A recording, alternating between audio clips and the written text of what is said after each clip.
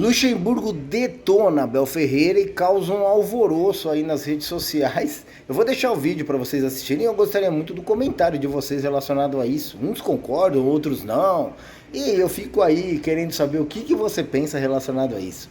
Outro assunto muito comentado na parte da manhã sobre o Palmeiras é o Bruno Andrade, que comentou sobre a possibilidade de Gerson, possibilidade real de Gerson vir para o Palmeiras. E o André Hernan também deu uma pimentadinha relacionado a isso. Outro assunto que eu quero muito o seu comentário. Uns querem, outros não. Gostaria de saber o que você pensa sobre isso. Sejam muito bem-vindos a mais um vídeo no canal do YouTube Verdão MVVC. A você que gosta do nosso trabalho, eu peço o seu like, se inscrever no canal, que é extremamente importante, deixar o seu like e se você puder ser membro, seja membro do nosso canal, que vai ser muito importante também para que o YouTube entenda que o nosso canal é relevante e aumente o algoritmo aí para que a gente possa chegar para mais palmeirenses. Não se esqueçam da nossa campanha da cadeira de rodas. Sábado, eu e o Drogrinhas, nós vamos lá entregar a cadeira de rodas aqui em Santo André, onde nós vamos gravar tudo e mostrar para vocês que a sua ajuda está sendo extremamente importante. Lembrando que vamos para a última cadeira de rodas, depois nós vamos dar um tempo por conta de algumas pessoas más que denunciaram o canal. Então, vamos aos fatos, vamos ao assunto aí do dia, que é o Luxemburgo que detonou Abel Ferreira, a sua postura. E ele comentou, tá aqui ó, sobre o Abel Ferreira e essa querendo mudar, né, a forma do torcedor torcer. Ele falou que não vai conseguir e graças a Deus que ele tem uma Leila Pereira nas suas costas. Porque se fosse o contrário, com certeza ele já teria sido demitido. Esse aqui é o Thiago. Não pode aparecer porque é meu aluno. Mostra pra gente, Chile, que a torcida do Palmeiras falou que incomodou tanto Abel Ferreira depois da eliminação, já que ele citou o Corinthians, na eliminação da Copa do Brasil. O que machucou tanto o Abel Ferreira? Põe na tela, vamos relembrar, 2 meses e meio mais ou menos.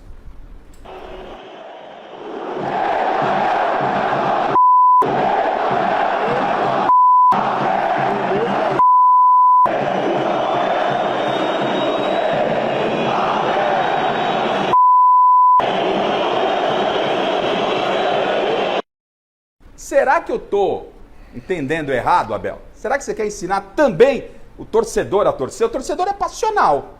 O torcedor é passional.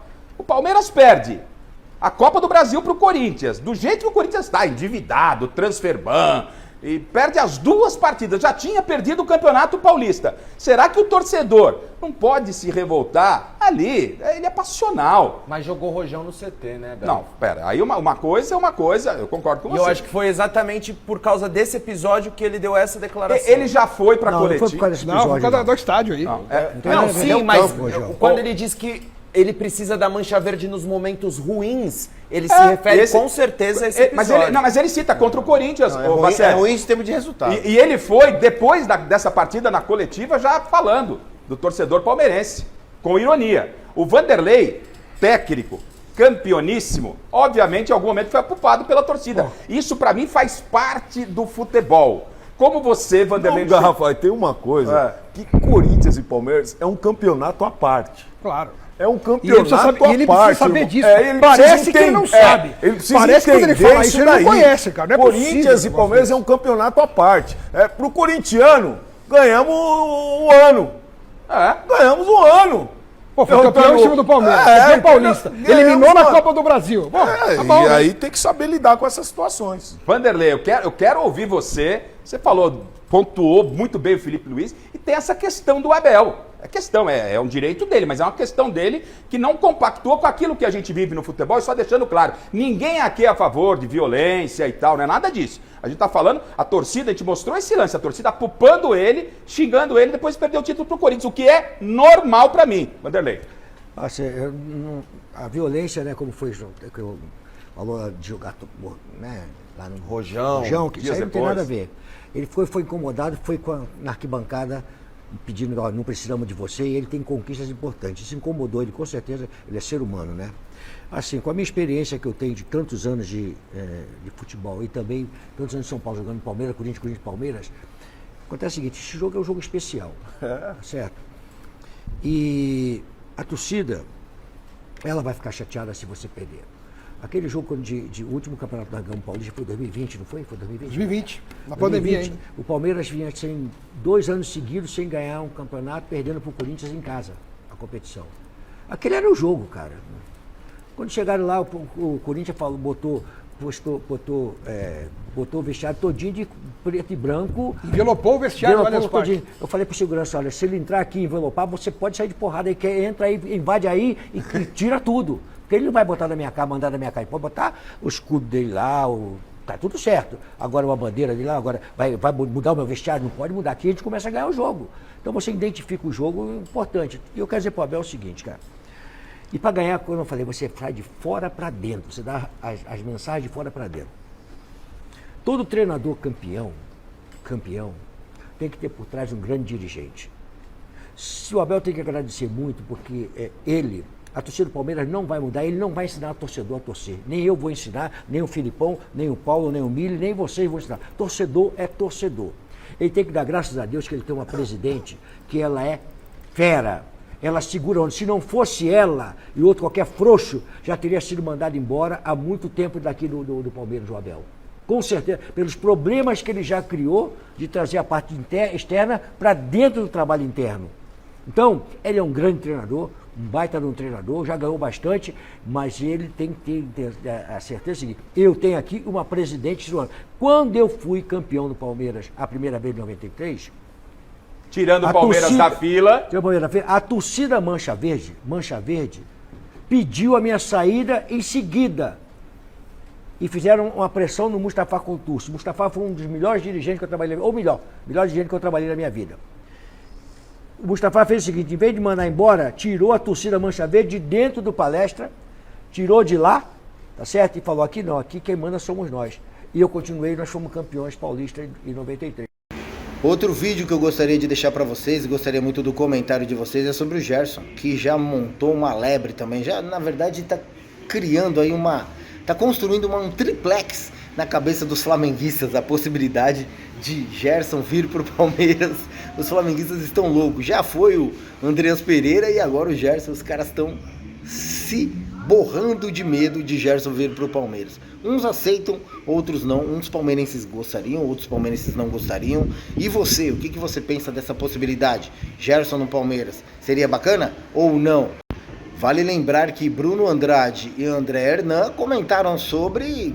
Um entra em contradição com o outro, mas o Bruno Andrade, ele diz que sim, existe uma possibilidade por uma troca de um jogador, que o pessoal de lá do Zenit está querendo um jogador. Caso isso aconteça, pode acontecer sim, que Gerson 2026 esteja na Sociedade Esportiva Palmeiras. Se liga aí o que ele falou e o seu comentário, mais uma vez eu reitero, é extremamente importante. Tamo junto!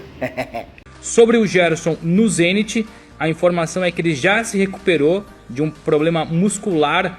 Tem mais ou menos aí 2 meses que ele não entra em campo, 1 mês e meio. Já são 11 jogos praticamente sem entrar em campo. Perto disso, 10, 11 jogos sem entrar em campo pelo Zenit. Já se recuperou. A tendência é, se ele não jogar, se ele não voltar a ser convocado para o jogo do dia 19, domingo, contra o Sochi, pela Liga Russa, é sinal claro que é por opção tática, opção técnica. Deixa de ser um problema físico, porque a informação que eu tenho é que ele já se recuperou. Demorou um pouco mais, cogitou contratar um fisioterapeuta para tratar em casa e não num clube, mas enfim, passou por cima disso recuperado. Não está satisfeito no Zenit, não só por conta da lesão, mas porque o ambiente, o contexto, o futebol russo, enfim, o próprio Zenit não bate com o Gerson e vice-versa. O próprio Zenit se mostra um pouco insatisfeito com o dia a dia do Gerson e a gente pode evidentemente explorar isso um pouco mais. A relação não é boa, mas por enquanto o Zenit deixa claro, para abrir mão do Gerson, apesar de não achá-lo espetacular para esse momento, quer pelo menos recuperar o que foi investido nele, cerca de 25 milhões de euros, quando contratou ele do Flamengo. O Gerson é muito bem avaliado dentro do Palmeiras, muito bem avaliado. Eu conversei com algumas pessoas assim que me trouxeram muito uma visão do departamento de futebol, que é liderado pelo Anderson Barros, né? Ele é bem avaliado, mas tem aí alguns caminhos ali que teriam que ser percorridos. Primeiro, logo de cara, não tem negociação com o Gerson. Não existe uma negociação hoje Palmeiras-Gerson para o ano que vem ou para outra janela. O que tem assim, é um jogador bem avaliado, um craque, excelente jogador, só que é um jogador que 25 milhões de euros e tem 29 anos.